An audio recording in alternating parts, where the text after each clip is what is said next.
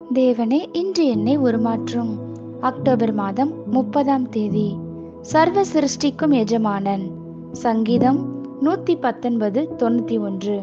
உம்முடைய பிரமாணங்களை நிறைவேற்றும்படி அவைகள் இந்நாள் வரைக்கும் நிற்கிறது. சமஸ்தமும் உம்மை சேவிக்கும். நாம் யோனாவின் சரித்திரத்தை படிக்கும்போது ஒரு மாபெரும் சத்தியம் நம்மை ஆச்சரியப்பட வைக்கிறது. தேவன் சர்வ சிருஷ்டிக்கும் எஜமானன். யோனாவின் புத்தகத்தை ஒரு கீழ்ப்படியாத தீர்க்கதரிசியின் கதையாக பார்க்காமல் கீழ்ப்படிதலுள்ள படைப்புகளின் வரலாறாக பார்க்கிறேன். தேவனை அறிந்த மனிதனுடைய கீழ்ப்படியாமையோடு சிருஷ்டிகளின் கீழ்ப்படிதலை வைத்து தேவன் வேறுபடுத்தி காட்டுகிறார்.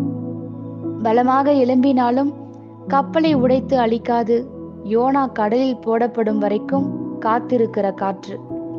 யோனாவை விழுங்கினாலும் வயிற்றில் செரித்தல் வேலையை நிறுத்தி வைத்து தேவன் அனுப்ப சித்தங்கொண்ட அந்த நினிவேக்கு செல்லும்படி அவனை கரையில் கக்கிவிட்ட பெரிய மீன். பிறகு யோனாவின் தலைக்கு மேல் வளர்ந்த செடி, கீழ்ப்படிதலோடு முழு செடியையும் அரித்து போட்ட பூச்சி மற்றும் உஷ்ணமான கீழ்காற்று.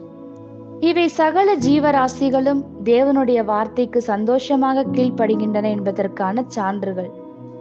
ஏனென்றால் அவர் அவைகளை விசாரிக்கிறவர் என அறிந்திருந்தன. சிறு அடைக்கலான் குருவியையும் மிகப்பெரிய மீனையும் அவர் விசாரிக்கிறவராக இருக்கிறார். அவர் அவற்றின் விருப்பங்களை நிறைவேற்றி திருப்தியாக்குகிறார்.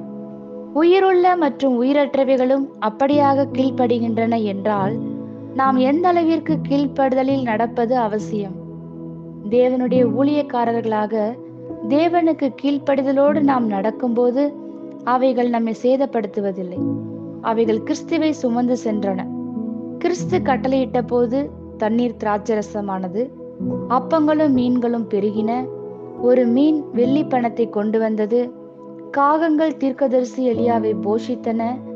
தெய்வீக திட்டத்தின்படி நாம் கீழ்ப்படுதலில் நடக்கும்போது அவைகள் கீழ்ப்படியும். ஆமேன். இந்த வார்த்தைகளினால் நீங்கள் ஆசிர்வதிக்கப்பட்டீர்கள் என்று நாங்கள் நம்புகிறோம்.